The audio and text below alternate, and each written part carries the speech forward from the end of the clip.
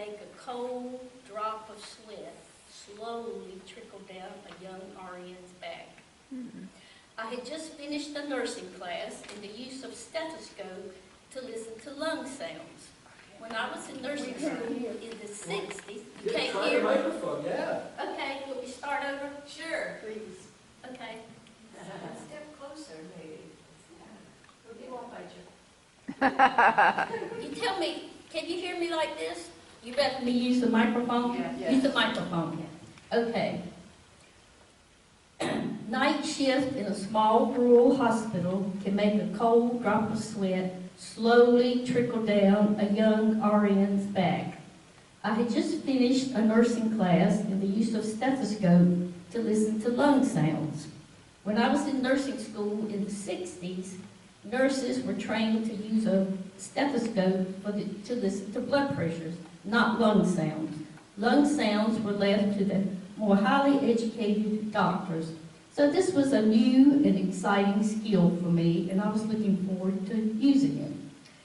I was posted 11 p.m. to 7 a.m. night shift in this small rural hospital in the newborn nursery. We did have a baby born that night. I don't remember how much he weighed. I just remember he was tiny, crinkly, black, and had black curly hair. And he was very hungry. He was the first person that I was going to use my newly acquired skill on.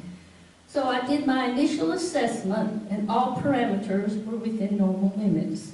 I saved lung sounds for the last, so I could take my time, being careful to hear all the sounds. I repositioned him from side to side to listen to bilateral lung fills, and I could hear the soft, swishing intake and output of a baby's newborn lungs. So I put him down in the bassinet to sleep. But you know, I thought, yay, I have done this. And little did I know how my newly acquired skills would be challenged in the middle of the night. I put the baby down in his bassinet because back then there wasn't anything such as rooming in with the mothers. So soon he cried, he was hungry, so I picked him up and fed him formula from a bottle. Then I did a lung assessment. Clear sounds, no rattles, no crackles, everything sounded great. I put him back down again, and quickly he awoke again because he was hungry. Newborn babies have to be fed very often. After I fed him, I listened to his lungs, and I thought, I believe I hear crackles or rattles, but I'm not sure. I was doubting myself.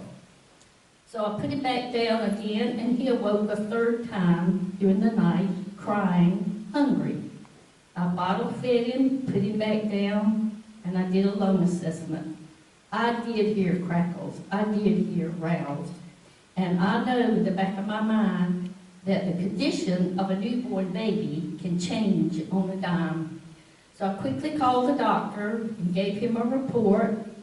And in a small rural hospital, doctors aren't in the house, they're at home. So I knew this doctor had to come from 15 miles away. He told me to get a stat chest x-ray, so I did, and it's at this point in time that I felt that huge drop of cold sweat trickle down my back. I felt like this baby and I were the only two people in the whole world, me and this baby. So when the doctor arrived, he did a quick physical assessment and looked at the chest x-ray and said, prepare an emergency air flight to Chapel Hill. So we did. As chopping, spinning, whirling blades of a helicopter lifted its tiny, tiny little passenger into the sky, it carried my intense fears, focus, and anxieties with it. And the huge drop of sweat slowly melted into my skin. When the baby arrived in Chapel Hill, they quickly diagnosed him with a rare birth defect. He had a tracheal esophageal fistula, which means when I was feeding him his formula, the formula was going from his esophagus into his lungs. His lungs could have filled up with formula. and he died. They operated on him that night, repaired the fistula, and he made a complete recovery. But I often wondered if fate intervened. What if I hadn't had that class in listening to lung sounds with a stethoscope? What if I hadn't been careful enough to do a good assessment? And what if I hadn't called the doctor? But I did. So somewhere in this world today, there's some big, black, 50-year-old man with curly black hair, and he's alive to say, I am hungry.